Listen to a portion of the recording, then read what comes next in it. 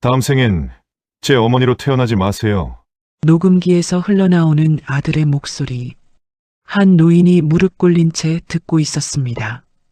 폭우가 쏟아지는 태백산 한밤중 그녀의 앞에는 구덩이가 파여 있었어요. 사내가 머리채를 움켜쥐며 물었습니다. 금고 위치만 말해요. 내가 니놈들한테 입을 열 것 같으냐? 대답 대신 삽이 움직였어요. 진흙이 얼굴 위로 쏟아졌습니다.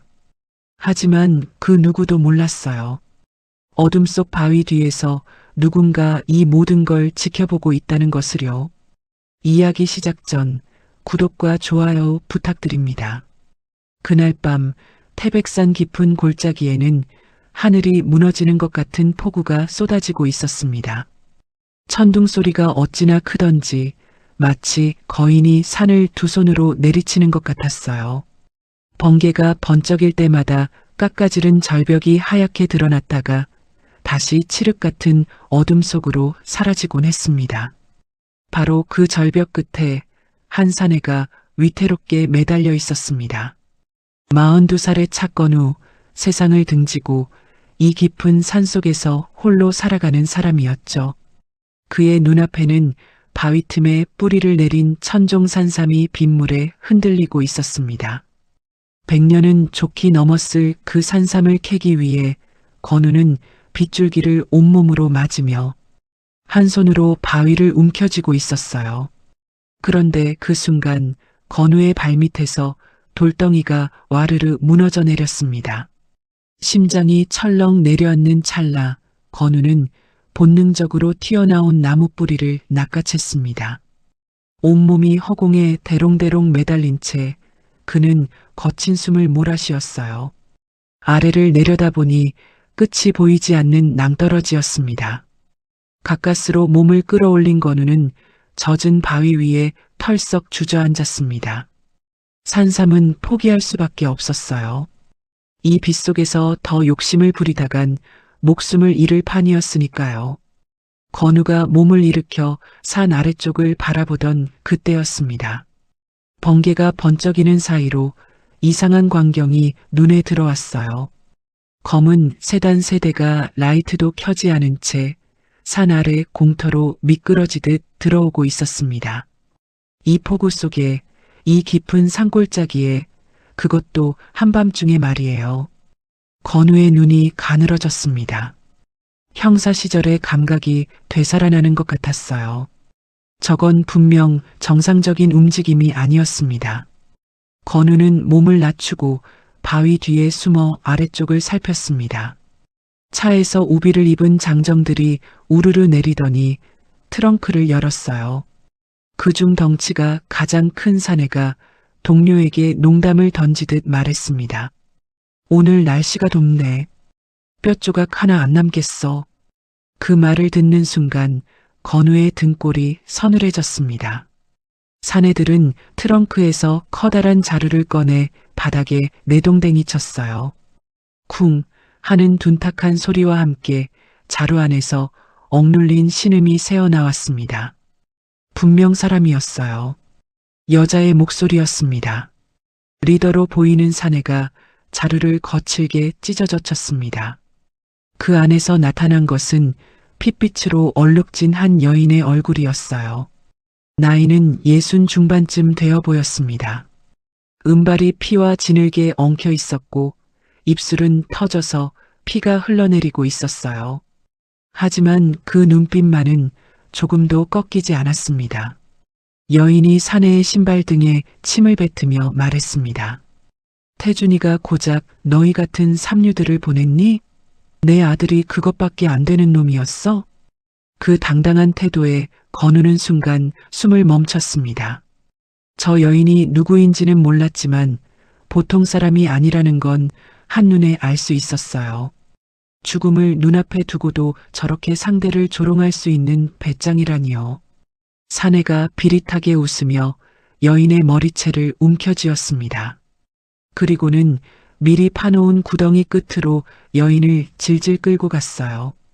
구덩이는 사람 하나가 누우면 딱 맞을 크기였습니다. 회장님, 마지막으로 한 번만 더 기회를 드리죠. 사내가 주머니에서 작은 녹음기를 꺼냈습니다. 버튼을 누르자 젊은 남자의 목소리가 흘러나왔어요. 어머니, 다음 생엔 제 어머니로 태어나지 마세요. 제가 감당하기엔 너무 무거운 짐이었습니다. 그 목소리를 듣는 순간 여인의 얼굴이 처음으로 일그러졌습니다. 분노인지 슬픔인지 아니면 둘 다인지 알 수 없는 표정이었어요. 건우는 바위 뒤에서 주먹을 불끈 쥐었습니다. 아들이 어머니를 죽이려 한다니 이게 대체 무슨 일이란 말입니까? 사내가 여인의 손가락을 발로 짓밟으며 다그쳤습니다. 비자금 금고 위치만 불면 깨끗하게 보내드린다고 했잖아요. 어차피 죽을 목숨 편하게 가시지? 여인이 고통을 참으며 이를 악물었습니다. 그리고는 피 섞인 침을 뱉으며 대답했어요. 그 돈으로 뭘 하려고? 내 주제에? 사내의 얼굴이 험악하게 일그러졌습니다. 더 이상 물어볼 것도 없다는 듯 부하들에게 고갯짓을 했어요. 장정들이 삽을 들고 다가왔습니다. 여인이 구덩이 안으로 밀려 들어갔습니다. 첫 번째 흙더미가 여인의 몸 위로 쏟아졌습니다. 빗물에 젖은 진흙이 얼굴을 덮어갔어요. 여인은 소리를 지르지 않았습니다. 다만 하늘을 올려다보며 무언가를 중얼거렸어요. 마치 저주를 읊조리는 것처럼요. 건우의 손이 옆에 놓인 낫 자루를 움켜쥐었습니다. 손끝이 하얗게 질릴 정도로 힘이 들어갔어요. 하지만 저 많은 장정들을 상대로 뛰어든다면 자신도 죽고 저 여인도 구하지 못합니다. 건우는 이를 악물고 기다렸습니다. 기회를 노리며요. 흙더미가 점점 쌓여갔습니다. 여인의 시야가 좁아져 갔어요. 마지막으로 보이는 것은 폭우에 젖은 하늘과 자신을 묻어버리는 자들의 무표정한 얼굴들이었습니다. 드디어 작업이 끝났습니다. 사내들이 삽을 던지고 손을 털며 차로 돌아갔어요. 엔진 소리가 멀어지고 헤드라이트의 불빛이 산모퉁이를 돌아 사라졌습니다. 건우는 그 순간을 기다리고 있었습니다. 차가 완전히 사라지자마자 그는 절벽에서 뛰어내리듯 구덩이를 향해 내달렸습니다. 빗물에 젖은 흙바닥에 미끄러지면서도 단 한순간도 속도를 늦추지 않았어요. 시간이 없었습니다. 흙 속에 묻힌 사람이 숨을 쉴 수 있는 시간은 고작 몇 분이에요. 건우는 구덩이 앞에 무릎을 꿇고 맨손으로 흙을 파기 시작했습니다. 삽도 없이 오직 두 손만으로요. 손톱이 뒤집혀 피가 흙과 섞여들었습니다. 그래도 멈출 수 없었어요. 누군지도 모르는 저 여인이 왜 이런 일을 당해야 했는지도 모르는 채 건우는 미친 듯이 흙을 파헤쳤습니다. 그리고 마침내 차가운 손끝이 무언가에 닿았습니다. 사람의 손이었어요. 꽁꽁 얼어붙은 것처럼 차갑고 아무런 움직임도 없었습니다. 건우는 더욱 미친 듯이 흙을 파헤쳤습니다. 손톱이 갈라져 피가 줄줄 흘러도 멈출 수가 없었어요. 흙 속에서 여인의 얼굴이 드러났습니다. 진흙에 뒤덮인 채 눈도 코도 입도 흙투성이었어요.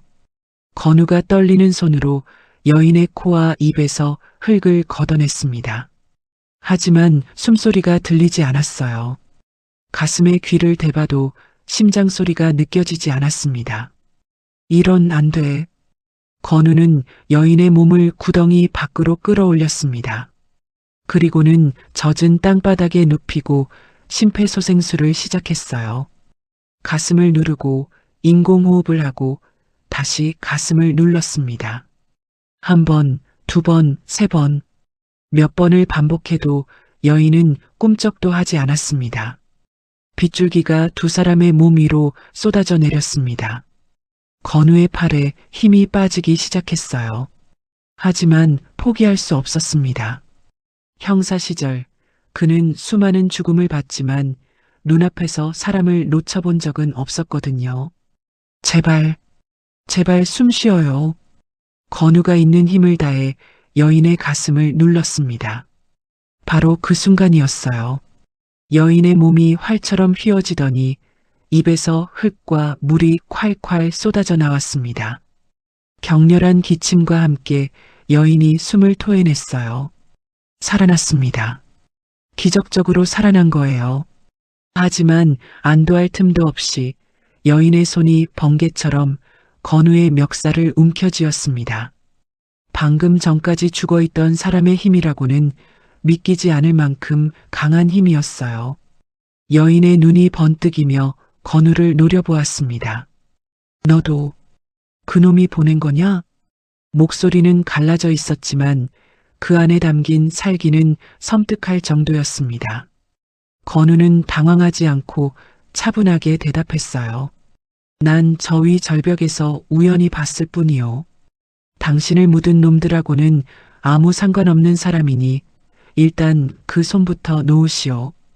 여인이 건우의 눈을 뚫어지게 쳐다보았습니다. 거짓말인지 아닌지 가늠하려는 것 같았어요. 건우도 물러서지 않고 그 시선을 마주했습니다. 잠시 후 여인의 소나기에서 힘이 빠졌습니다. 그래, 태준이가 보낸 놈치고는 눈이 너무 맑군. 건우는 여인의 맥박과 동공을 확인했습니다. 손놀림이 능숙했어요. 마치 수없이 해본 일처럼요. 여인이 그 모습을 지켜보며 눈을 가늘게 떴습니다. 당신, 의사요? 아니요. 그냥 산에서 혼자 오래 살다 보니 이것저것 알게 된 거요. 건우의 대답은 담담했지만 여인은 그 말을 믿지 않는 눈치였어요. 저런 정확한 손놀림은 그냥 익힌 것이 아니었거든요. 바로 그때 멀리서 불빛이 다시 나타났습니다. 아까 떠났던 검은 세단 한 대가 되돌아오고 있었어요. 건우의 눈이 순간적으로 좁아졌습니다. 왜 돌아오는 거지? 여인이 신음을 삼키며 중얼거렸습니다. 반지, 내 반지를 안 가져갔나 보군. 건우는 상황을 파악했습니다. 생각할 시간이 없었어요. 그는 여인을 번쩍 들어 업었습니다. 여인의 몸에서 흙냄새와 피냄새가 뒤섞여 났지만 신경 쓸 겨를이 없었습니다. 잠깐만 참으시오. 건우는 구덩이 옆 언덕을 넘어 계곡 쪽으로 내달렸습니다. 그리고는 망설임 없이 물살이 거센 계곡물 속으로 뛰어들었어요. 여인이 숨을 헉 들이쉬었습니다. 차가운 물이 온몸을 덮쳤거든요. 뭐 하는 거요? 흔적을 지워야 합니다. 냄새도 발자국도. 건우는 계곡물 속에 허리까지 잠긴 채 바위 뒤로 몸을 숨겼습니다. 여인도 그의 등에 엎인 채 물속에 반쯤 잠겼어요. 두 사람은 숨을 죽이고 바위 틈새로 공터 쪽을 살폈습니다.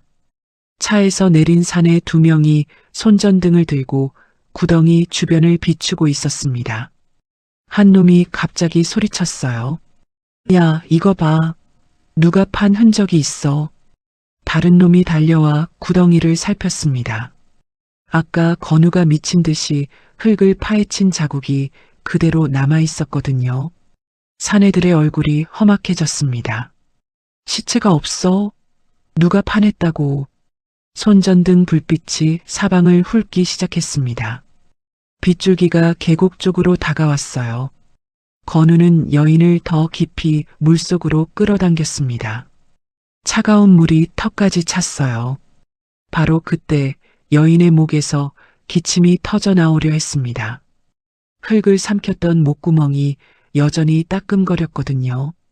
여인은 이를 악물었어요. 기침 소리가 새어나가면 둘 다 죽습니다. 그녀는 소리를 막기 위해 건우의 어깨에 얼굴을 묻고는 자신의 손등을 피가 나도록 깨물었습니다. 손전등 불빛이 바위 바로 옆까지 다가왔습니다. 건우는 숨조차 쉬지 않았어요. 심장 소리가 들릴까봐 두려울 지경이었습니다.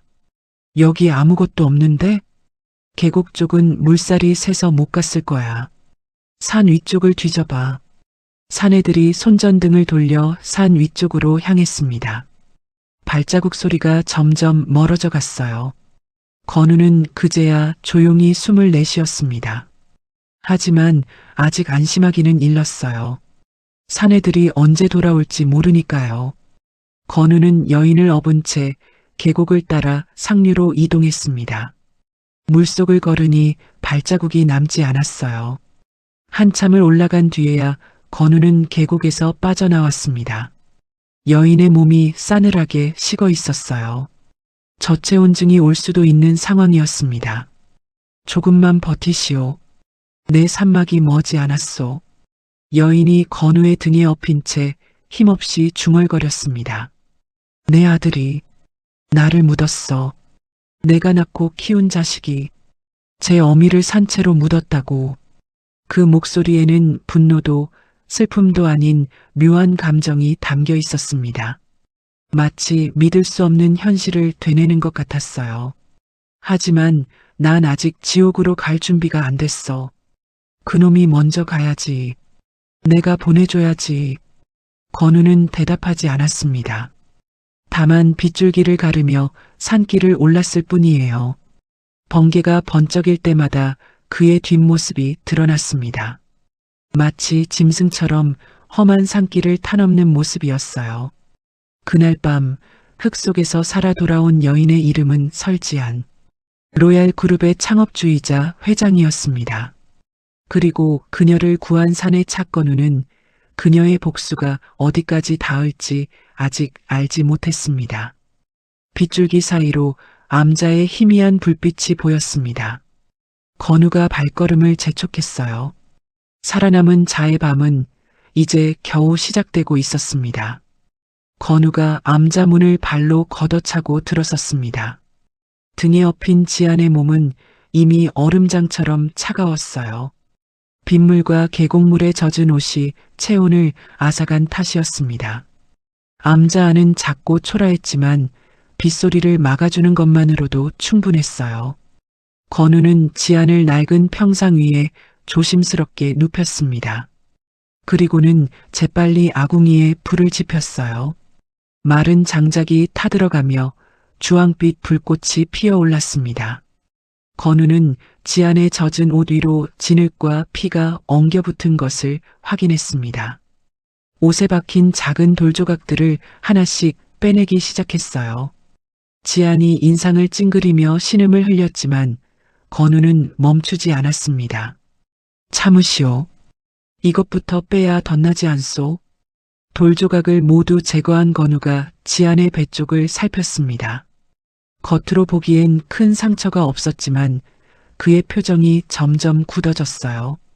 손으로 옆구리를 가볍게 눌렀을 때 지안이 비명에 가까운 소리를 질렀거든요. 이건 내부에서 피가 고인 것 같소? 단순한 타박이 아니오. 건우가 중얼거리듯 말했습니다. 그의 손놀림은 정확했어요. 어디를 어떻게 눌러야 하는지, 어떤 상처가 위험한지를 몸이 기억하고 있는 것 같았습니다. 지안이 땀에 젖은 얼굴로 건우를 올려다보았어요. 당신, 정말 그냥 산에 사는 사람이요? 건우는 대답 대신 벽장을 열었습니다. 그 안에는 말린 약초들이 가지런히 놓여 있었어요. 건우가 그 중에서 누르스름한 뿌리 하나를 꺼냈습니다. 지골피라는 약재요. 내장의 출혈을 먹게 하는데 쓰이요. 귀한 거니까 아껴 쓰려 했는데. 건우가 돌절구에 지골피를 넣고 빻기 시작했습니다. 갈린 약재에서 쓴 냄새가 암자 안에 퍼졌어요. 건우는 그것을 물에 개어 지안의 입에 넣어 주었습니다. 삼키시오. 맛은 쓰지만 참아야 하오. 지안이 얼굴을 찌푸리며 약을 삼켰습니다.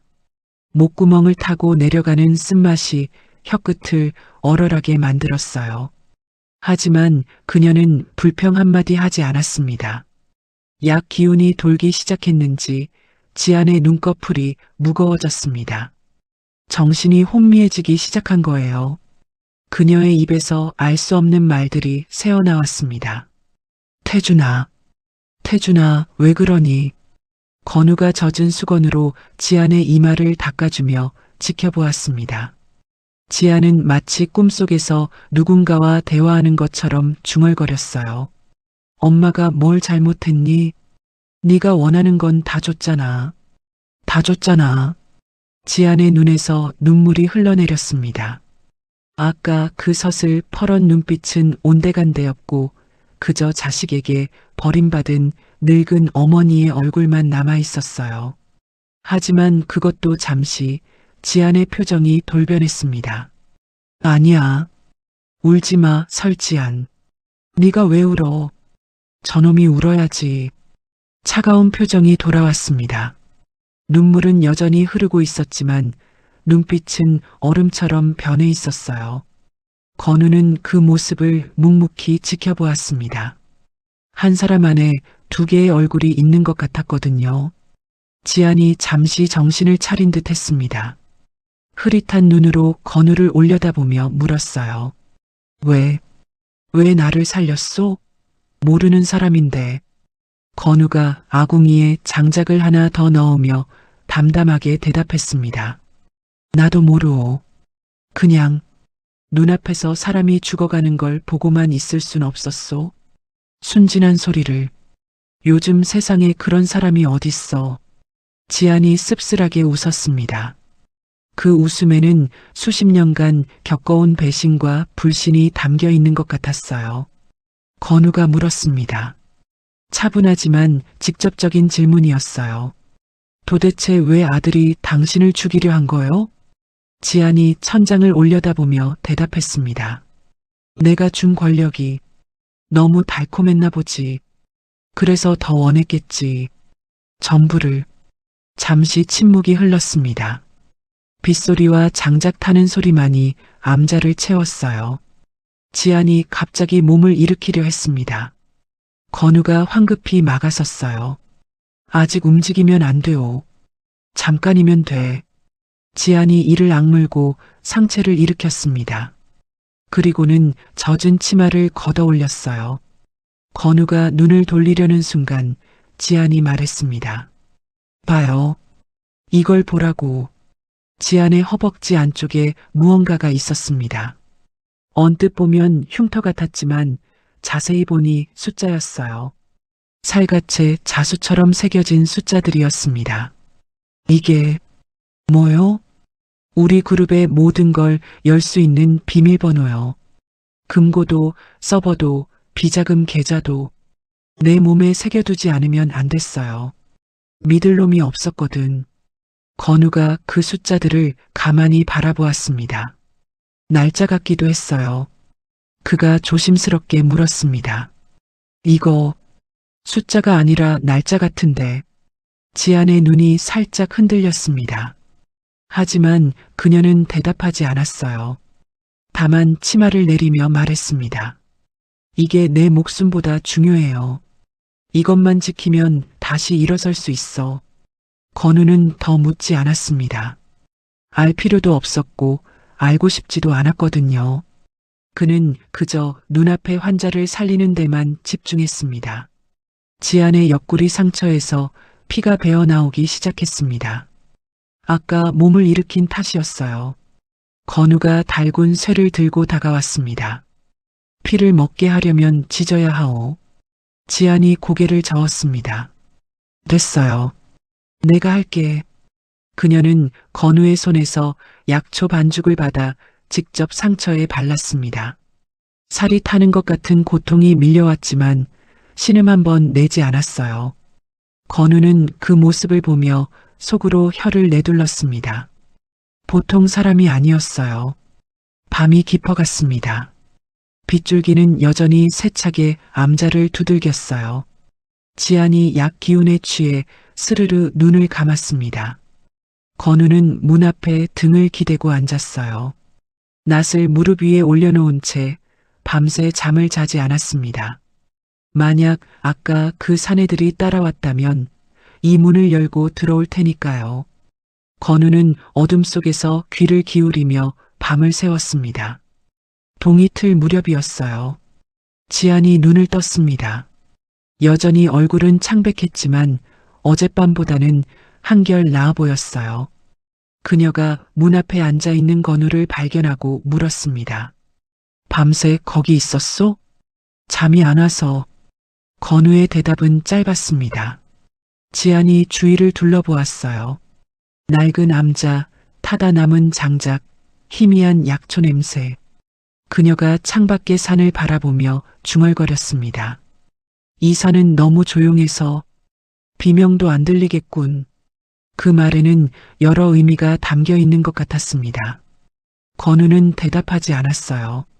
다만 아궁이에 남은 불씨를 살리며 아침을 준비했습니다.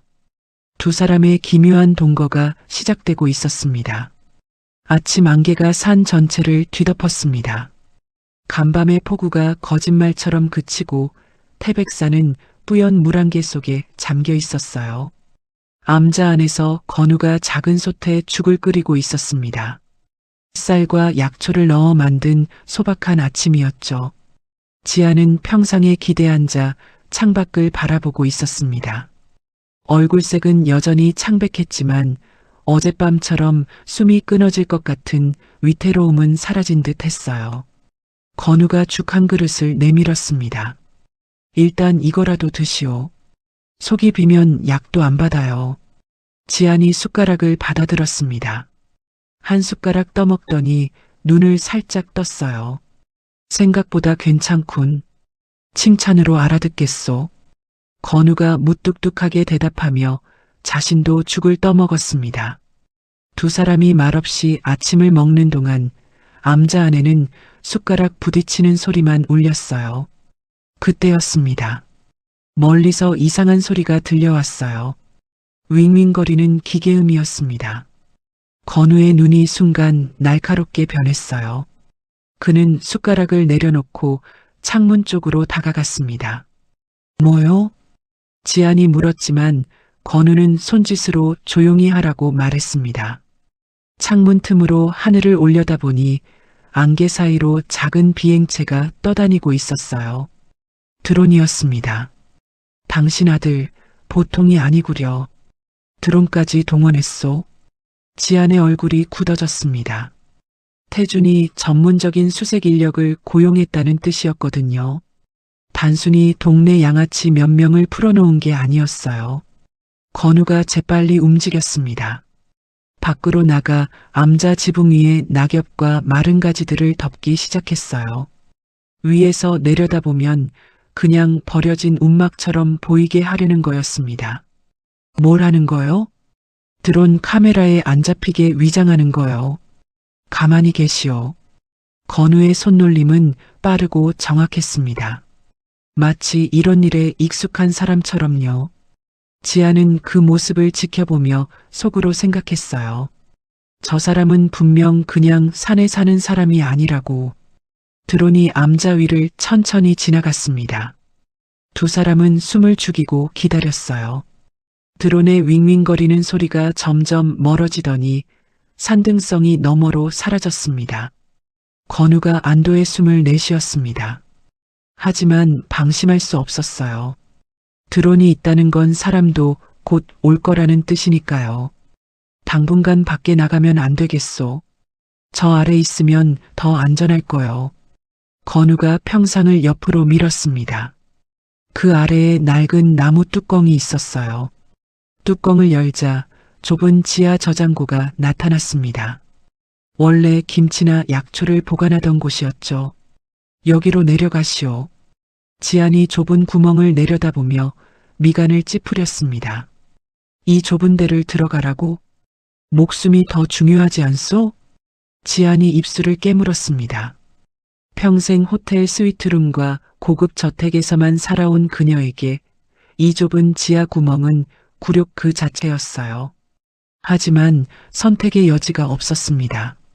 건우가 먼저 내려가서 손을 내밀었습니다. 지안이 이를 악물고 그 손을 잡았어요. 좁은 공간 안으로 들어서자 두 사람의 어깨가 부딪혔습니다.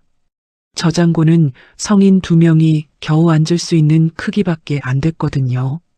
어둠 속에서 두 사람이 밀착한 채 앉아 있었습니다. 지안이 코를 찡그리며 말했어요. 당신 흙 냄새가 나는군. 건우가 담담하게 대꾸했습니다.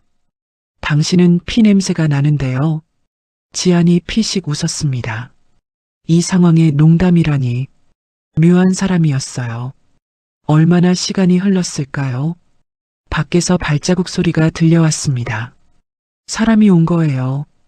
건우가 손가락을 입술에 갖다 대며 조용히 하라는 신호를 보냈습니다.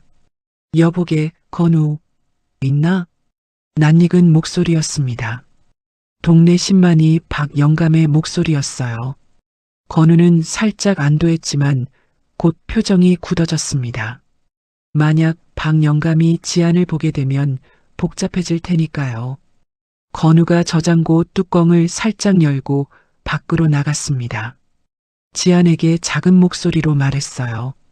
절대 소리 내지 마시오. 암자 문을 열고 나가니 박영감이 지팡이를 짚고 서 있었습니다.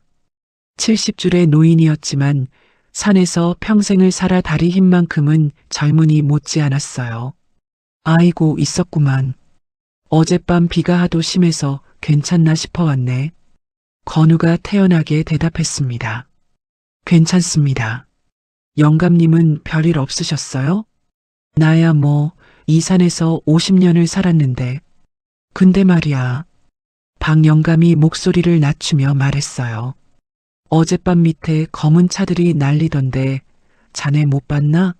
사람들이 우르르 몰려다니면서 뭘 찾는 것 같더라고. 건우의 심장이 쿵 내려앉았습니다. 하지만 표정 하나 변하지 않고 대답했어요. 글쎄요, 전 어젯밤 일찍 잤습니다. 비가 하도 세서. 그래, 이상하네. 새벽에도 손전등 불빛이 여기저기서 보이던데. 박영감이 의심스러운 눈으로 암자 안을 힐끔 쳐다보았습니다. 건우가 재빨리 화제를 돌렸어요. 아, 맞다. 영감님, 이거 보세요. 건우가 품에서 작은 뿌리를 꺼냈습니다. 어젯밤 캐려다 포기한 산삼은 아니었지만 제법 크기가 있는 약초였어요.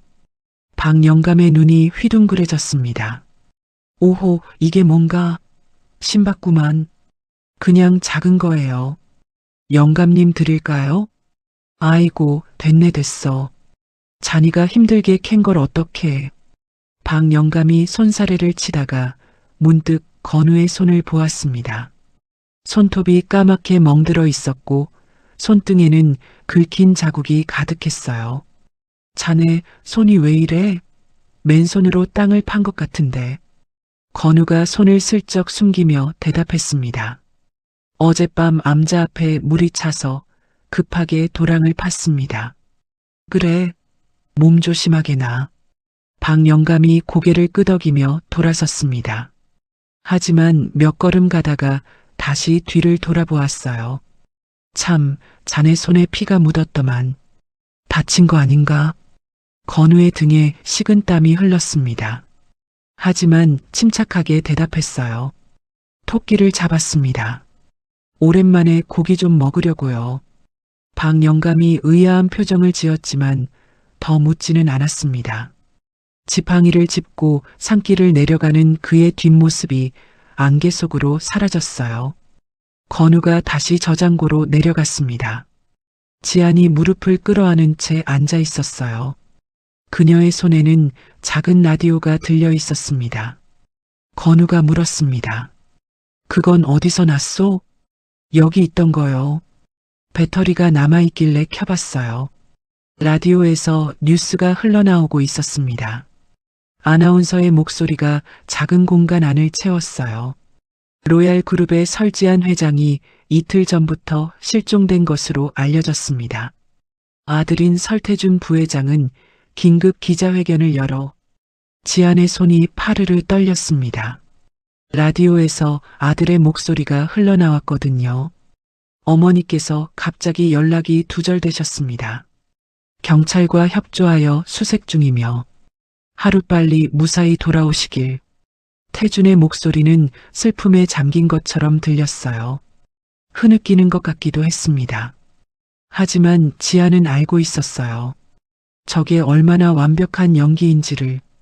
지안이 라디오를 부숴버리려는 듯 손에 힘을 주었습니다. 하지만 멈췄어요. 그리고는 이를 악물며 중얼거렸습니다. 아니, 끝까지 들어야지. 저놈이 어떤 연기를 하는지. 건우는 말없이 지안을 바라보았습니다. 그녀의 눈에는 분노와 슬픔이 뒤엉켜 있었어요. 제 손으로 키운 자식이 자신을 묻어버리고 이제 세상 앞에서 효자 연기를 하고 있으니까요. 지안이 천천히 입을 열었습니다. 나를 산 아래로 내려보내줘요. 그 대신 당신이 원하는 건 뭐든 들어주겠소. 건우가 고개를 저었습니다. 돈은 필요 없습니다. 그럼 뭘 원하오? 건우가 잠시 침묵하다가 입을 열었어요. 당신이 여기서 죽으면 내 산이 더러워지니까요. 그냥 그래서 돕는 겁니다. 지안이 건우를 빤히 쳐다보았습니다. 그 무뚝뚝한 대답 속에 진심이 담겨 있다는 걸 그녀도 알 수 있었어요.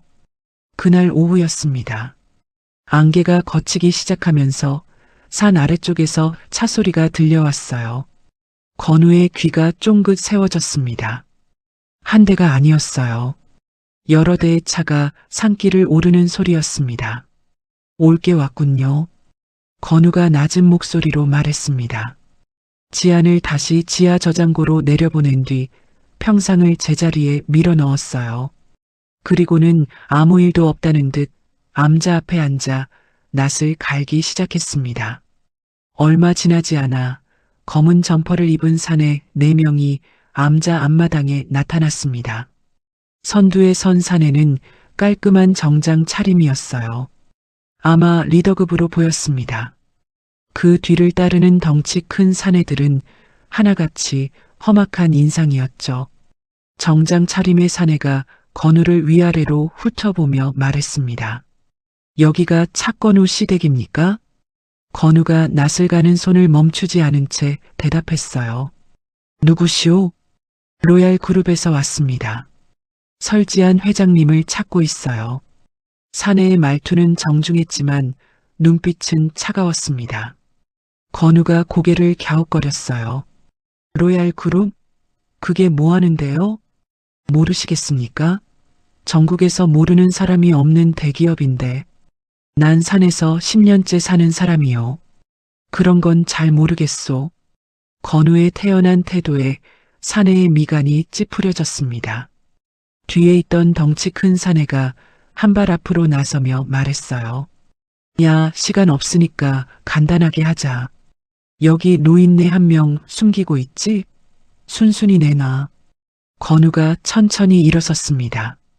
그리고는 낫을 손에 쥔 채 사내들을 바라보았어요. 내 허락 없이 이 문 안으로 들어오면 산짐승 취급하겠소. 그 목소리에는 위협도 허세도 없었습니다. 오히려 담담해서 더 섬뜩했어요. 사내들이 순간 움찔했습니다. 하지만 정장 차림의 리더가 비웃음을 지으며 말했어요. 참 웃기는 양반이시네. 이 산 전체를 불태워도 되는데 그냥 협조하시죠? 건우가 낫으로 앞마당의 낙엽을 가리키며 말했습니다. 불 지르시오. 이 마른 낙엽들, 바람만 불면 산 전체로 번지겠죠. 그럼 당신들도 못 내려가는데. 리더의 표정이 굳어졌습니다. 건우의 말이 맞았거든요. 이 깊은 산속에서 불이 나면 수색은커녕 목숨부터 위험해질 테니까요. 어쨌든 수색은 해야겠습니다. 비키시죠. 리더가 손짓을 하자 덩치 큰 사내들이 암자 안으로 들어갔습니다. 건우는 움직이지 않았어요. 다만 낫을 손에 쥔 채 그들의 움직임을 지켜보았습니다. 사내들이 암자 안을 뒤지기 시작했습니다. 벽장을 열고 이불을 들추고 심지어 아궁이까지 들여다보았어요. 하지만 사람의 흔적은 보이지 않았습니다. 리더가 암자 안을 천천히 걸었습니다. 발밑에 나무 바닥이 삐걱거렸어요. 그가 평상 위에 서서 발을 굴렀습니다. 바로 그 아래에 지안이 숨어 있다는 것을 건우만 알고 있었죠. 바닥이 좀 허술하네요. 혹시 지하실 같은 건 없습니까? 건우가 태연하게 대답했습니다. 산속 암자의 지하실이 어딨소? 거기 평상 밑에는 그냥 흙바닥이요. 리더가 건우를 빤히 쳐다보았습니다. 의심스러운 눈빛이었어요. 하지만 평상을 직접 들어 올리지는 않았습니다. 대신 다른 접근을 시도했죠. 차건우 씨, 과거가 좀 특이하시더군요. 건우의 눈빛이 살짝 흔들렸습니다. 리더가 그것을 놓치지 않았어요. 8년 전 서울지방경찰청 특수사건반 소속 동료 형사 살인 용의자로 지목됐다가 증거 불충분으로 풀려났죠. 그 뒤로 여기 숨어 산다면서요? 건우의 얼굴이 돌처럼 굳어졌습니다. 잊고 싶었던 과거였어요. 그걸 이 자리에서 들을 줄은 몰랐습니다. 리더가 한 발 더 다가오며 말했어요. 그때 오명을 씻고 싶지 않으세요? 우리 회장님을 찾아주시면 제가 도와드릴 수 있는데. 건우가 천천히 입을 열었습니다. 회장님이라고 했소? 아까는 회장님을 찾는다더니 이제 보니 숨기고 있다고 의심하는 거 아니오? 리더의 말실수였어요. 그가 입술을 깨물었습니다. 건우가 한 수 앞선 거였죠. 바로 그때 지하 저장고 안에서 작은 소리가 났습니다. 지안의 상처가 덧나서 기침이 터져 나오려 했거든요. 지안은 이를 악물고 자신의 손등을 깨물었어요. 피가 배어나올 정도로 세게요. 건우의 등에 식은 땀이 흘렀습니다. 하지만 표정은 변하지 않았어요. 그가 재빨리 화제를 돌렸습니다. 당신들이 찾는 그 노인네 말이요. 내가 어젯밤에 저쪽 낭떠러지 밑에서 신발 한 짝을 봤소. 리더의 눈이 번쩍 뜨였습니다. 뭐라고요? 검정색 구두였소. 굽이 높은 거 여자 것 같던데. 사실이었습니다. 건우가 어젯밤에 미리 빼둔 지안의 한쪽 구두를 낭떠러지 방향에 던져 놓았거든요. 만약의 상황에 대비한 거였죠. 리더가 부하들에게 손짓했습니다. 가서 확인해. 빨리. 덩치 큰 사내 2명이 급하게 암자를 나갔습니다. 리더도 뒤따라가려다 건우에게 말했어요. 만약 회장님이 여기 있는 걸 숨기고 있다면 그땐 산채로 묻힐 각오하세요. 건우가 담담하게 대답했습니다. 이 산에서 묻힐 각오는 이미 했소. 리더가 코웃음을 치며 암자를 나갔습니다. 사내들이 산길을 따라 낭떠러지 쪽으로 향하는 모습이 보였어요. 건우는 그들이 완전히 시야에서 사라질 때까지 움직이지 않았습니다. 발자국 소리가 멀어지자 건우가 재빨리 평상을 밀어냈습니다. 저장고 뚜껑을 열자 지안의 얼굴이 땀에 젖어 있었고 숨소리가 거칠었습니다. 괜찮으시오? 지안이 힘겹게 고개를 끄덕였습니다. 저놈들, 당신 과거를 알고 있더군. 건우가 지안을 끌어올리며 말했어요. 옛날 일이요. 중요한 건 지금이지. 지안이 건우의 눈을 바라보았습니다. 그 눈빛에는 감사함과 함께 의문이 담겨 있었어요. 왜 날 숨겨줬소? 저들 말대로라면 나를 넘기면 당신 과거도 풀릴 수 있었을 텐데. 건우가 잠시 침묵하다가 입을 열었습니다. 저런 놈들한테 빚을 지고 싶지 않았소. 그리고 아들한테 산채로 묻힌 사람을 다시 그 아들한테 넘길 순 없지 않소? 지안의 눈이 살짝 흔들렸습니다. 이 무뚝뚝한 사내의 입에서 그런 말이 나올 줄은 몰랐거든요. 건우가 창밖을 바라보며 말했어요. 하지만 이제 여기도 안전하지 않소. 저놈들이 구두만 보고 포기할 리가 없으니까 당장 떠나야 합니다. 지안이 상체를 일으키며 물었습니다. 어디로 가려고? 건우가 낡은 배낭을 꺼내 약초와 물을 챙기기 시작했어요. 일단 더 깊은 산속으로. 그 다음은 그때 생각합시다. 지안이 힘겹게 일어서며 중얼거렸습니다. 평생 쫓기는 건 남들이었는데 이제 내가 쫓기는 신세가 됐군. 건우가 배낭을 어깨에 매며 대답했어요. 쫓기는 게 아니오. 살아남는 거지. 해가 기울기 시작했습니다. 두 사람은 암자를 빠져나와 아무도 모르는 산속 깊이 발걸음을 옮겼습니다. 뒤에서 사내들의 고함 소리가 희미하게 들려왔어요. 여기 아무것도 없어. 구두 한 짝밖에. 건우의 입가에 희미한 미소가 스쳤습니다. 시간을 번 거예요. 하지만 이건 시작에 불과했습니다. 해가 산등성이 너머로 기울었습니다. 두 사람은 등산로가 아닌 험한 능선을 타고 있었어요. 추격자들의 눈을 피하려면 사람의 발길이 닿지 않는 곳으로 가야 했거든요. 건우가 앞장서서 길을 텄습니다. 낫으로 덤불을 헤치고 바위 틈을 지나고 가파른 비탈을 올랐어요. 뒤따르는 지아는 숨이 턱까지 차올랐습니다. 잠깐만 쉬었다가요. 건우가 뒤를 돌아보았습니다. 지안의 얼굴이 창백했어요. 입술에는 핏기가 없었고 다리가 후들거리고 있었습니다. 65살의 몸이, 그것도 중상을 입은 몸이 버티기엔 이 산길이 너무 가혹했던 거예요. 조금만 더 가면 쉴 곳이 있소. 거기까지만 버티시오. 알았어요, 알았으니까. 지안이 이를 악물고 다시 걸었습니다. 하지만 몇 걸음 가지 못해 무릎이 꺾였어요. 건우가 재빨리 뛰어가 그녀를 부축했습니다. 업히시오. 됐어요. 아직 그 정도는 아니야. 지안이 고개를 저었습니다.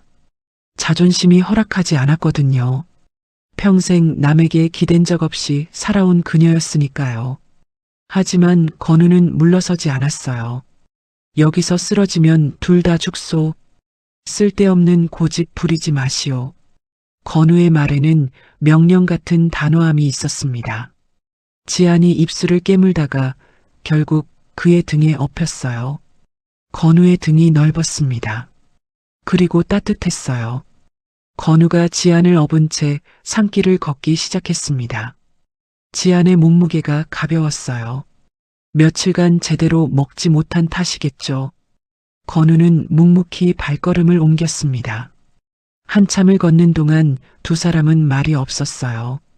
산바람 소리와 발밑에 낙엽 밟히는 소리만 들렸습니다. 지안이 건우의 등에 기댄 채 중얼거렸어요. 등이 넓군. 이런 등에 엎인 게 얼마만인지. 건우는 대답하지 않았습니다. 지안이 이어서 말했어요. 마지막으로 엎인 게 남편이었나? 신혼 때 산에 놀러 갔다가 발목을 삐었는데 그이가 업어서 내려왔거든. 건우가 짧게 물었습니다. 남편은 어디 계시오? 죽었어요. 20년 전에. 그 말에 건우는 더 묻지 않았습니다. 지안도 더 말하지 않았어요. 다만 멀어지는 산 아래를 바라보며 생각에 잠겼습니다. 해가 완전히 지고 산속은 어둠에 잠겼습니다. 건우가 드디어 발걸음을 멈췄어요. 바위와 바위 사이에 작은 동굴 같은 공간이 있었습니다. 여기서 밤을 새워야겠소. 건우가 지안을 조심스럽게 내려놓았습니다. 그리고는 마른 나뭇가지를 모아 작은 불을 피웠어요. 주황빛 불꽃이 어둠을 밀어내며 동굴 안을 따뜻하게 비추었습니다. 지안이 불 앞에 앉아 손을 쬐었습니다. 몸이 너무 차가웠거든요. 건우가 배낭에서 마른 약초와 물을 꺼내 지안에게 건넸어요. 이거 씹으시오. 체력 회복에 도움이 될 거요. 지안이 약초를 받아들며 물었습니다. 당신은 왜 이 산에 숨어 사는 거요? 아까 그놈들 말대로라면 형사였다면서? 건우가 불을 바라보며 천천히 입을 열었습니다. 8년 전 일이요. 특수사건반에서 조직폭력 사건을 맡고 있었소. 그러다 동료가 죽었소. 정민혁이라는 친구였어요. 나보다 3살 어렸는데 형처럼 따랐지. 건우의 목소리가 낮아졌습니다. 오래 묵혀둔 이야기를 꺼내는 것 같았어요. 그날 밤 우리 둘이 잠복 수사를 나갔소. 그런데 정보가 새서 매복을 당했어요. 민혁이가 내 대신 총을 맞았소. 지안이 조용히 듣고 있었습니다. 건우가 이어서 말했어요. 그런데 조직에서 손을 쓴 거요. 내가 민혁이를 쐈다고 증거를 조작했어요. 나를 모함한 건 같은 팀 선배였소. 돈에 눈이 먼 놈이었지. 그래서 여기로. 건우가 고개를 끄덕였습니다. 증거 불충분으로 풀려나긴 했지만 경찰로 돌아갈 수는 없었소. 사람들 눈에 난 동료를 죽인 살인자였으니까. 그래서 여기로 숨어든 거요. 지안이 한참 동안 말이 없다가 입을 열었습니다. 내 아들이나 당신을 모함한 놈들이나 똑같군요. 권력 앞에 눈먼 짐승들. 건우가 쓸쓸하게 웃었어요. 그렇소. 짐승들. 두 사람은 불을 사이에 두고 마주 앉았습니다. 밤바람이 동굴 안으로 스며들어 불꽃을 흔들었어요. 지안이 불을 바라보며 중얼거렸습니다. 남편이 죽던 날도 이렇게 추웠어요. 건우가 고개를 들었습니다. 지안이 처음으로 남편의 죽음에 대해 말하려는 것 같았거든요. 어떻게 돌아가셨소? 지안이 잠시 침묵하다가 대답했습니다. 스스로 목숨을 끊었어요. 내가 그룹을 키우느라 정신없을 때 그이는 혼자 무너지고 있었던 거지. 난 그걸 몰랐어요. 그녀의 목소리에 후회가 묻어 있었습니다. 건우는 아무 말도 하지 않았어요. 다만 조용히 듣고 있었습니다. 그때 태준이가 18이었어요. 아버지가 죽는 걸 눈앞에서 봤죠. 그 뒤로 그 애가 변했어요. 눈빛이 달라졌거든. 하지만 난 그것도 몰랐어요. 그룹 경영한다고. 지안의 눈에서 눈물이 흘러내렸습니다. 평생 누구에게도 보이지 않았던 눈물이었어요. 그것이 건우의 손등 위로 떨어졌습니다. 건우는 손을 거두지 않았습니다. 그냥 가만히 두었어요. 지안이 소리 없이 울었습니다. 어깨가 가늘게 떨리고 있었어요. 한참이 지나서야 지안이 눈물을 닦으며 말했습니다. 미안해요. 볼 꼴 다 보여드렸네. 건우가 담담하게 대답했어요. 울고 싶을 때 우는 게 뭐가 이상하오. 지안이 피식 웃었습니다. 이 사내는 참 무뚝뚝한데 가끔 따뜻한 말을 던지네요. 지안이 건우의 눈을 바라보며 말했습니다. 내 이름을 되찾는 날 당신의 이름도 되찾아 주겠어요. 차건우 형사. 건우의 눈이 살짝 흔들렸습니다. 8년 만에 들어보는 호칭이었거든요. 그건 당신이 살아남은 뒤에 생각하시오. 지안이 고개를 끄덕였습니다.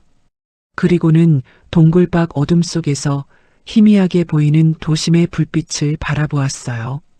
저기 가면 내 제국이 있어요. 내가 만들고 내 아들이 빼앗은 제국. 건우도 그 불빛을 바라보았습니다. 되찾을 수 있겠소? 지안의 눈에 불꽃이 일렁였습니다. 아까의 눈물은 온데간데였고 다시 서슬퍼런 여왕의 눈빛이 돌아와 있었어요. 되찾는 정도가 아니오. 무너뜨릴 거예요. 내 손으로. 그 말에 담긴 결의는 진짜였습니다. 건우는 알 수 있었어요. 이 여인은 반드시 해낼 거라고. 밤이 깊어갔습니다. 두 사람은 작은 불을 사이에 두고 잠깐씩 눈을 붙였어요. 산바람 소리가 자장가처럼 동굴을 감쌌습니다. 새벽이 밝아올 무렵 건우가 지안을 깨웠습니다. 이제 출발해야 하오. 해가 뜨면 저들이 다시 움직일 테니. 지안이 몸을 일으켰습니다. 어젯밤보다 안색이 나아 보였어요. 짧은 휴식이었지만 효과가 있었던 모양이었습니다.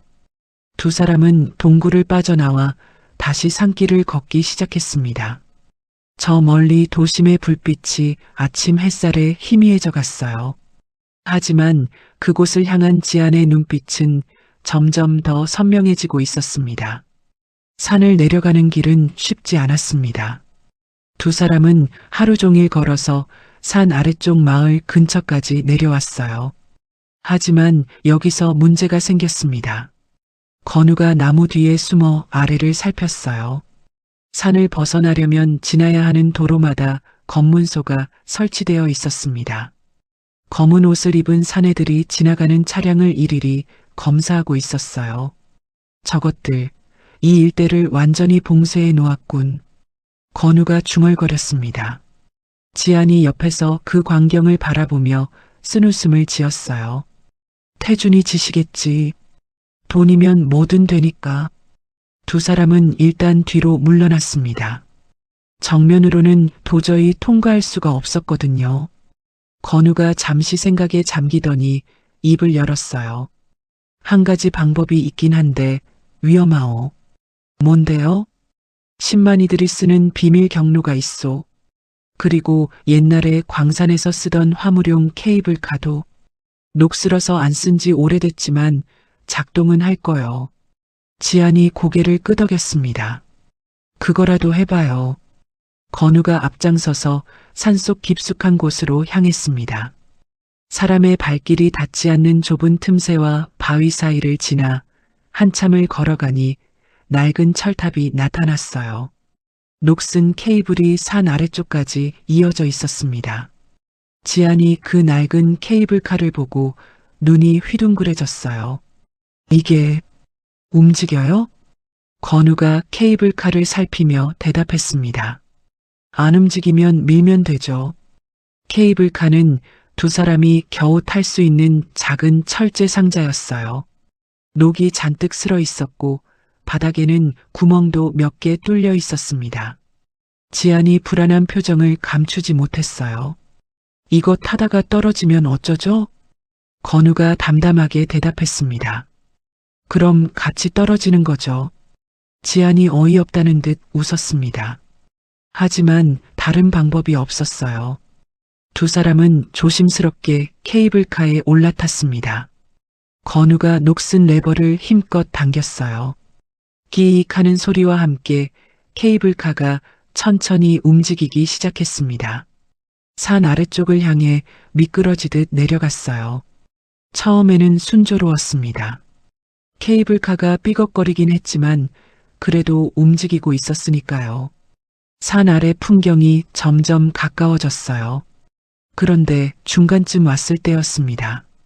갑자기 케이블카가 덜컹거리며 멈춰 섰어요. 뭐야, 왜 멈춰? 지안이 당황한 목소리로 물었습니다. 건우가 위쪽을 살펴보았어요. 케이블이 중간에 엉켜 있었습니다. 케이블이 걸렸소? 잠깐만. 건우가 케이블카 밖으로 몸을 빼 케이블을 살펴보려는 순간 멀리서 고함 소리가 들렸어요. 저기 있다? 케이블카에 사람이 있어. 추격대가 발견한 거였습니다. 산의 서너 명이 산비탈을 타고 이쪽으로 달려오고 있었어요. 빨리 해요. 지안의 목소리가 다급해졌습니다. 건우가 케이블에 매달려 엉킨 부분을 풀기 시작했어요. 녹슨 케이블이 손바닥을 찢었지만 신경 쓸 겨를이 없었습니다.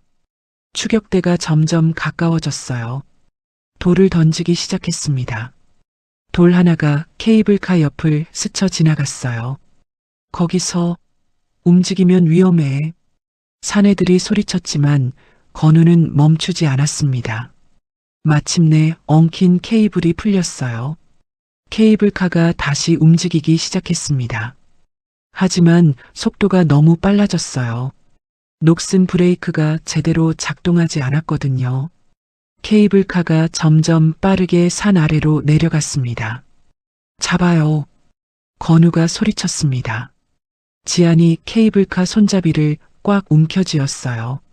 산 아래쪽 철탑이 빠르게 다가왔습니다. 건우가 순간적으로 판단했습니다. 이대로 가면 충돌해요.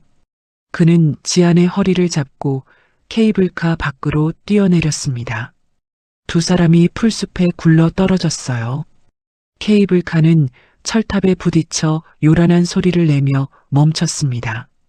괜찮소? 건우가 급히 지안을 살폈습니다. 지안이 기침을 하며 일어났어요. 살았네. 살았어. 하지만 안심할 시간이 없었습니다.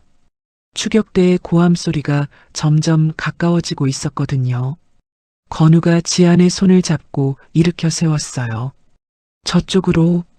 지안이 건우를 따라 달렸습니다. 그때 멀리 산불 감시 초소가 보였어요.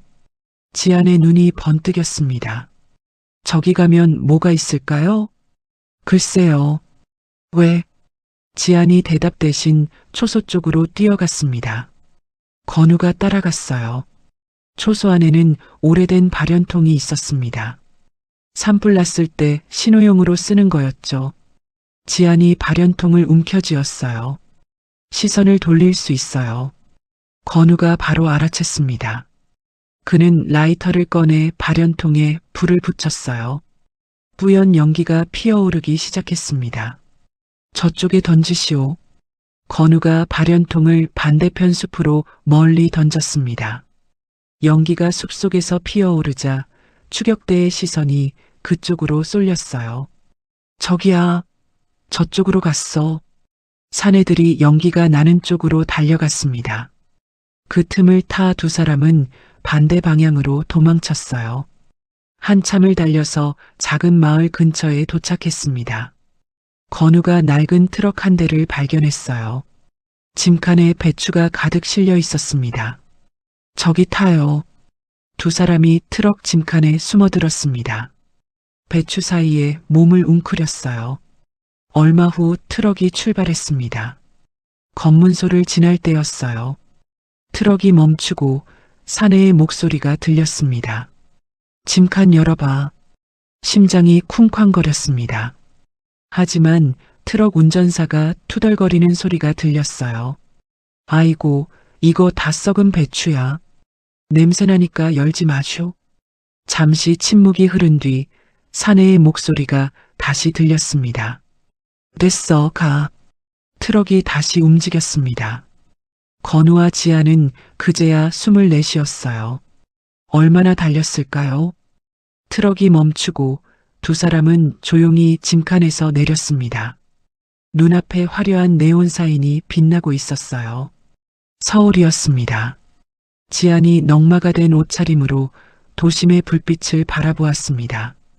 건우가 옆에 서서 물었어요. 어디로 가야 하오? 지안이 희미하게 웃었습니다. 일단 배부터 채워요. 내가 CEO 하던 시절에도 이렇게 배고파 본 적은 없었거든. 두 사람은 편의점 앞 벤치에 앉았습니다. 삼각김밥을 나눠 먹으며 잠시 숨을 돌렸어요. 지안이 김밥을 한 입 베어 물며 중얼거렸습니다. 이게 이렇게 맛있었나? 건우가 피식 웃었습니다. 재벌 회장이 편의점 삼각김밥에 감탄하는 모습이라니. 세상 참 알 수 없는 거였어요. 하지만 이건 시작에 불과했습니다. 진짜 싸움은 이제부터였으니까요. 삼각김밥으로 허기를 달랜 두 사람은 다음 행선지를 정해야 했습니다. 지안이 주위를 둘러보며 말했어요. 먼저 돈이 필요해요. 이 꼴로는 아무것도 할 수 없으니까. 건우가 고개를 끄덕였습니다. 넉마가 된 옷차림에 흑투성이 얼굴로는 호텔은커녕 찜질방도 들어갈 수 없었으니까요. 돈은 어디서 구하시오? 지안이 희미하게 웃었습니다. 내 비밀 금고가 있어요. 태준이도 모르는 곳에. 거기 가면 당장 쓸 돈과 보석이 좀 있을 거예요. 두 사람은 지하철을 타고 강남의 한 오피스텔로 향했습니다. 사람들이 힐끗힐끗 쳐다봤지만 신경 쓸 겨를이 없었어요. 지안이 건물 뒤편의 비상계단으로 안내했습니다. 여기 지하에 창고가 있어요. 30년 전에 내 이름으로 계약해둔 곳이에요. 지안이 허벅지에 새겨진 비밀번호를 떠올리며 금고를 열었습니다. 안에는 현금 다발과 보석 몇 점, 그리고 여권과 신분증이 들어 있었어요. 이 정도면 당분간은 버틸 수 있겠군. 건우가 현금 다발을 보며 눈을 동그랗게 떴습니다. 평생 본 적 없는 금액이었거든요. 지안이 그중 일부를 꺼내며 말했어요. 먼저 씻고 옷부터 갈아입어요. 그래야 다음 일을 할 수 있으니까. 두 사람은 외국계 호텔에 방을 잡았습니다. 태준의 감시망이 닿지 않는 곳이어야 했거든요. 호텔 로비에 들어서자 건우가 어쩔 줄 몰라 했어요. 대리석 바닥에 샹들리에 정장 차림의 직원들. 산에서 10년을 산 그에게는 다른 세상 같았습니다. 지안이 건우를 힐끗 보며 웃었어요. 산에서 왔다고 티 내지 마요. 티가 나오. 온몸에서 나요. 두 사람은 각자 방에서 씻고 새 옷으로 갈아입었습니다. 지아는 호텔 근처 미용실에서 머리도 잘랐어요. 긴 은발 대신 짧고 단정한 머리로 변신했습니다. 거울 앞에 선 지안이 자신의 모습을 바라보았어요. 어딘가 낯설었습니다. 하지만 눈빛만은 여전했어요. 그녀가 중얼거렸습니다. 이게 마지막 변신이야. 이틀 뒤 반격이 시작되었습니다. 건우가 예전 형사 시절의 인맥을 동원해 한 사람을 섭외했어요. 컴퓨터 해킹 전문 브로커였습니다. 약속 장소인 카페에서 브로커를 만났을 때 그가 건우를 보고 깜짝 놀랐어요. 차건우? 야, 너 죽은 줄 알았는데. 건우가 담담하게 대답했습니다. 죽을 뻔했지.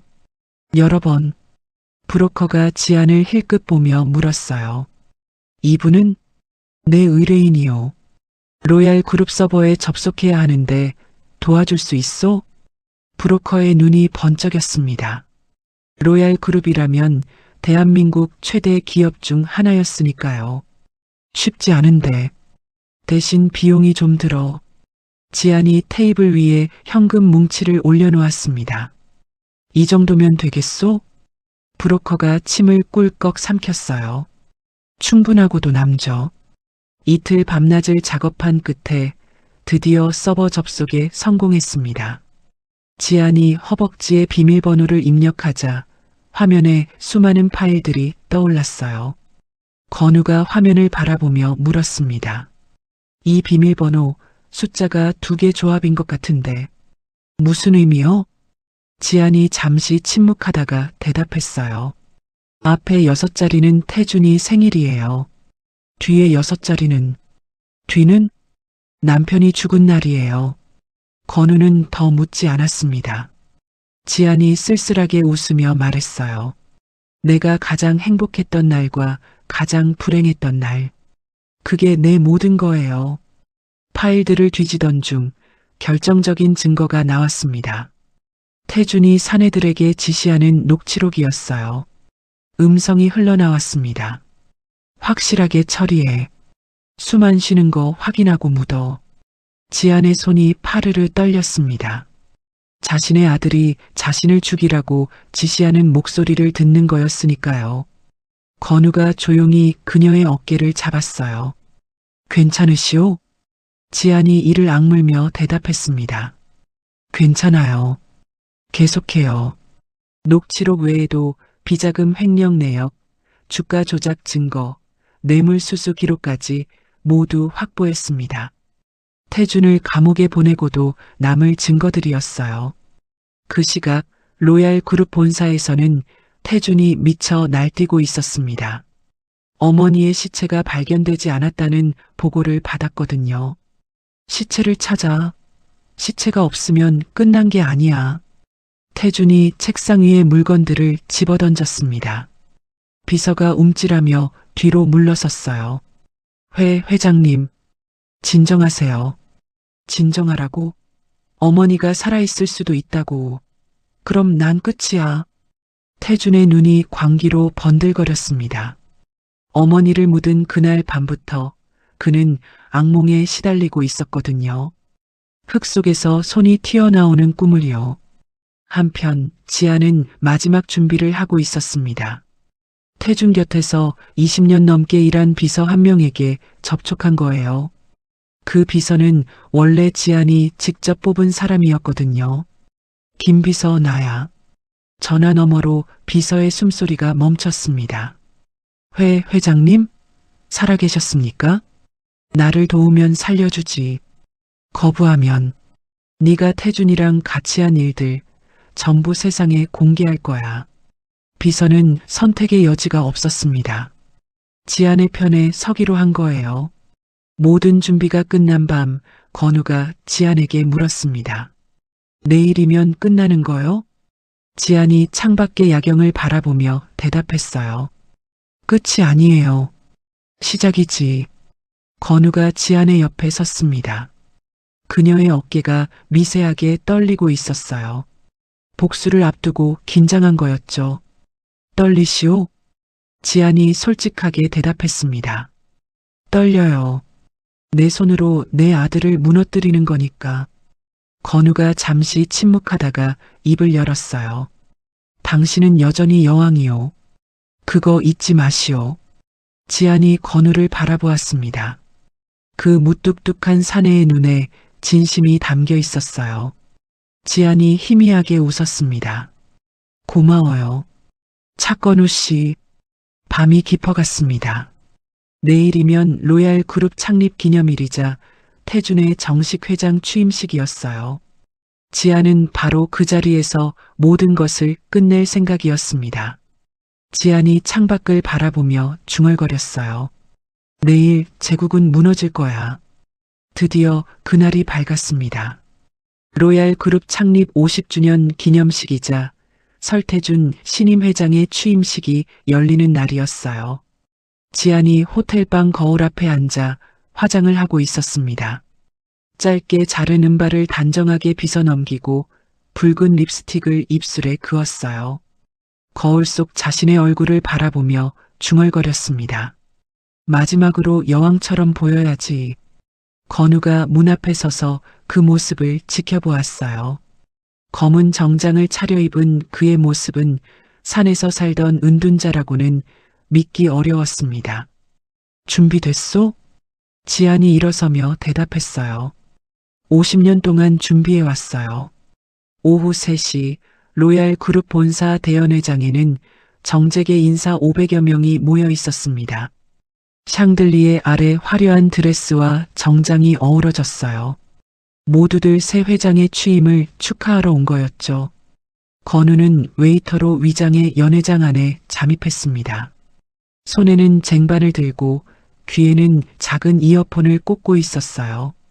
김 비서가 미리 준비해둔 영상 송출 장치를 확인했습니다. 모든 게 완벽했어요. 무대 위에서 설태준이 연설을 시작했습니다. 검은 양복에 넥타이를 맨 그의 모습은 완벽한 후계자 그 자체였어요. 존경하는 내빈 여러분, 오늘 이 자리에 함께 해주셔서 감사합니다. 태준의 목소리가 마이크를 통해 연회장에 울려 퍼졌습니다. 실종되신 어머니의 뜻을 받들어 저 설태준이 로얄 그룹을 이끌어 가겠습니다. 그 순간 연회장 한쪽에서 몇몇 언로 임원들이 수군거렸어요. 아니, 어머니 실종된 지 일주일밖에 안 됐는데 벌써 취임식이라니. 그러게 말이야. 좀 성급한 것 같지 않아? 태준은 그런 소리가 들리지 않는 듯 연설을 이어갔습니다. 어머니께서 평생 바친 이 회사를 저는 더욱 크게 발전시켜. 바로 그때였습니다. 쿵. 연회장에 거대한 정문이 열렸습니다. 모든 시선이 그쪽으로 쏠렸어요. 역광을 받으며 한 여인의 실루엣이 나타났습니다.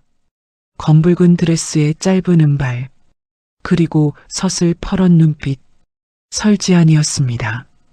연회장이 순간 얼어붙었어요. 마치 유령을 본 것처럼 모두가 숨을 멈췄습니다.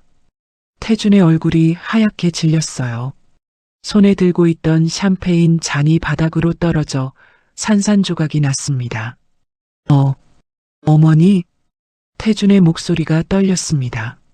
지안이 천천히 연회장 중앙을 가로질러 걸어왔어요. 굽 높은 구두 소리가 대리석 바닥에 또각또각 울렸습니다. 하객들이 양옆으로 갈라졌어요.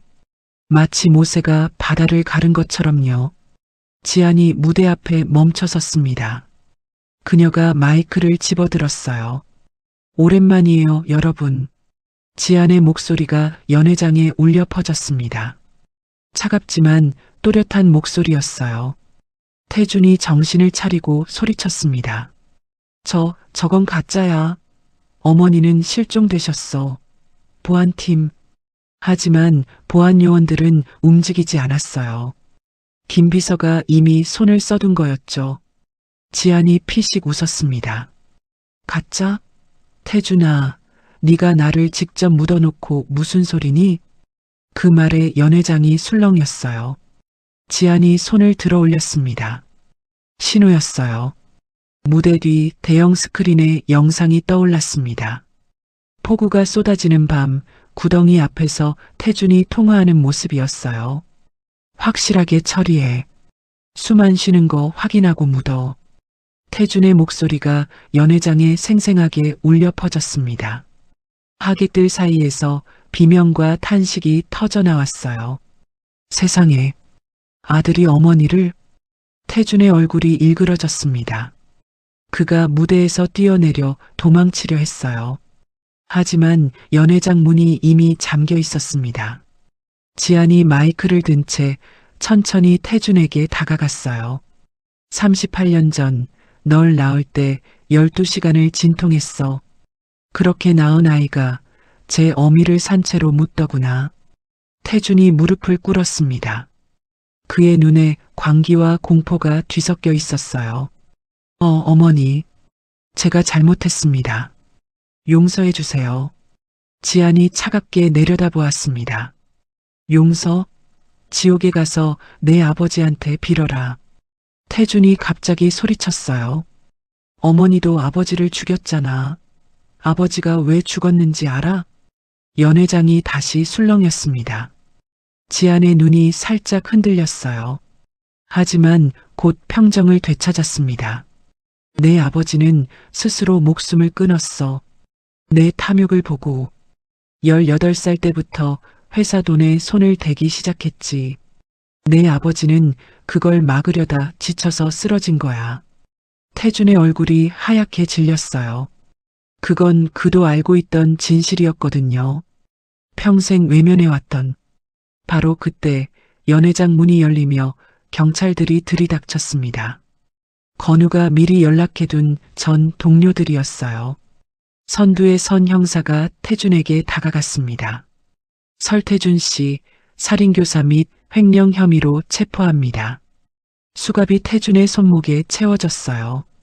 그가 끌려가면서 지안을 돌아보았습니다. 어머니. 지안은 대답하지 않았어요. 다만 아들이 끌려가는 모습을 지켜볼 뿐이었습니다. 그때 건우의 곁으로 한 형사가 다가왔어요. 오래전 같은 팀에서 일했던 후배였습니다. 형? 살아있었어요? 건우가 고개를 끄덕였어요. 미안해. 연락 못해서. 후배 형사의 눈에 눈물이 고였습니다. 8년 동안 형이 결백하다고 믿었어요. 이제 증명할 수 있겠네요. 지안이 그 자리에서 건우의 결백을 증명할 파일을 언론에 공개했습니다.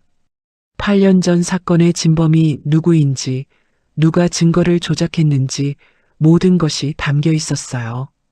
연 회장이 아수라장이 된 사이 지안이 창가에 섰습니다. 아들이 경찰차에 실려가는 모습이 보였어요. 그녀의 눈에서 한 줄기 눈물이 흘러내렸습니다. 건우가 다가와 옆에 섰어요. 아무 말도 하지 않았습니다. 다만 묵묵히 그녀 곁을 지켰을 뿐이에요. 지안이 눈물을 닦으며 웃었습니다. 슬프면서도 도발적인 묘한 미소였어요. 끝났어요. 건우가 조용히 대답했습니다. 수고하셨소. 지안이 창밖을 바라보았어요.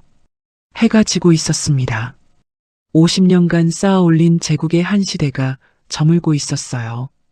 취임식 소동이 있은 지 일주일이 지났습니다. 세상은 온통 로얄 그룹 사건으로 떠들썩했어요.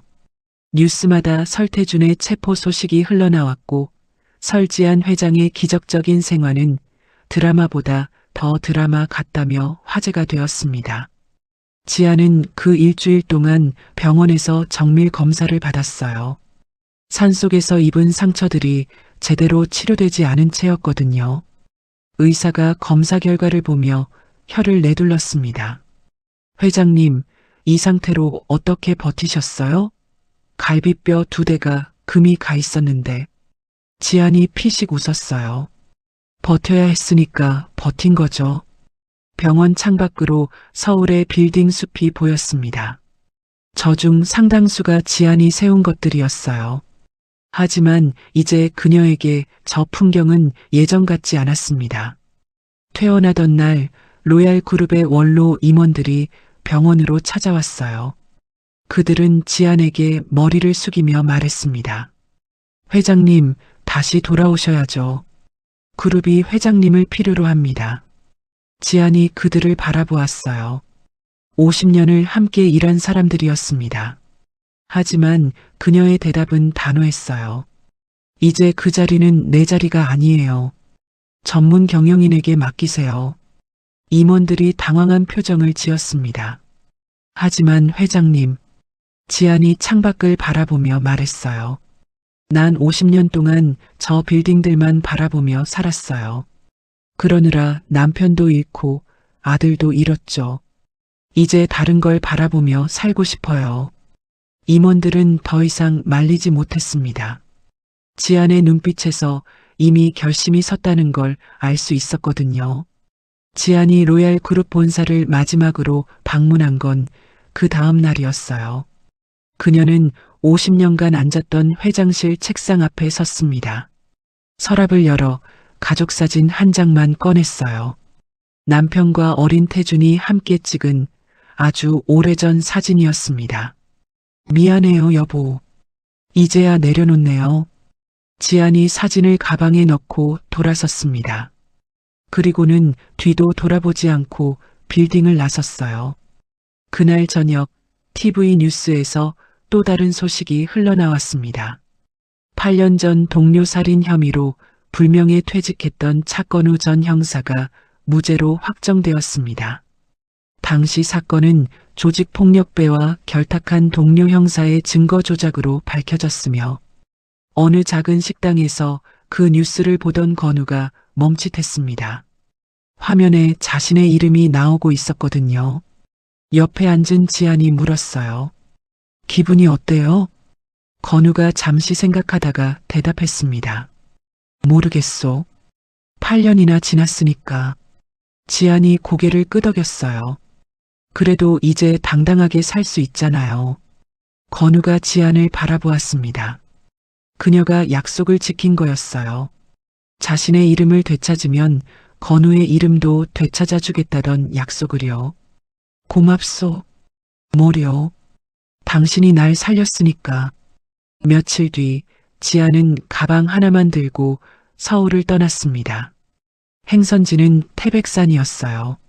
산 입구에 도착했을 때 낡은 트럭 한 대가 서 있었습니다. 운전석에 건우가 앉아 있었어요. 마치 기다리고 있었다는 듯이요. 지안이 다가가며 물었습니다. 기다렸어요? 건우가 무뚝뚝하게 대답했어요. 산삼 캐러 왔다가 잠깐 쉬는 겁니다. 지안이 피식 웃었습니다. 거짓말은 여전히 못하는군요. 두 사람은 트럭을 타고 산으로 올라갔습니다. 구불구불한 산길을 지나 숲속 깊은 곳에 있는 그 낡은 암자에 도착했어요. 암자는 예전과 달라져 있었습니다.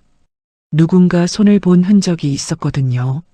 새로 칠한 문, 고친 지붕, 깨끗하게 정리된 마당.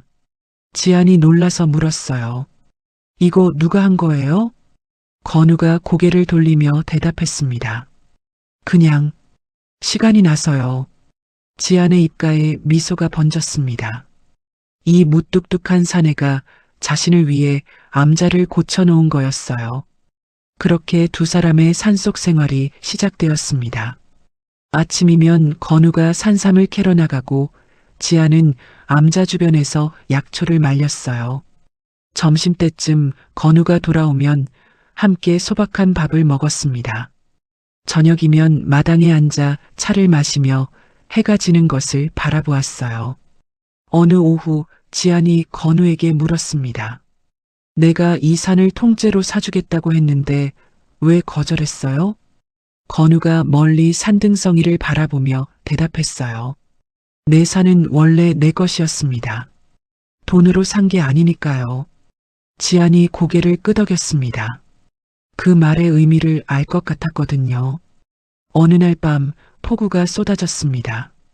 암자 지붕을 두들기는 빗소리가 요란했어요.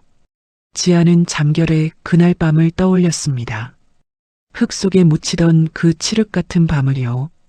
하지만 이번에는 달랐어요. 옆에서 건우의 고른 숨소리가 들렸거든요. 지안은 눈을 감고 다시 잠에 빠져들었습니다. 악몽은 찾아오지 않았어요. 아침이 밝았습니다. 간밤의 비가 거짓말처럼 개고 맑은 햇살이 산을 비추었어요. 두 사람이 마당에 나와 앉았습니다.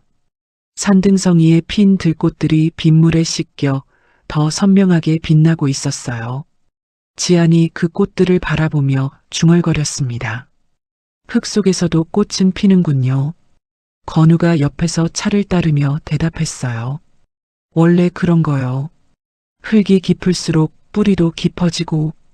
지안이 건우를 바라보았습니다. 그 무뚝뚝한 사내의 눈에 따뜻한 빛이 담겨 있었어요.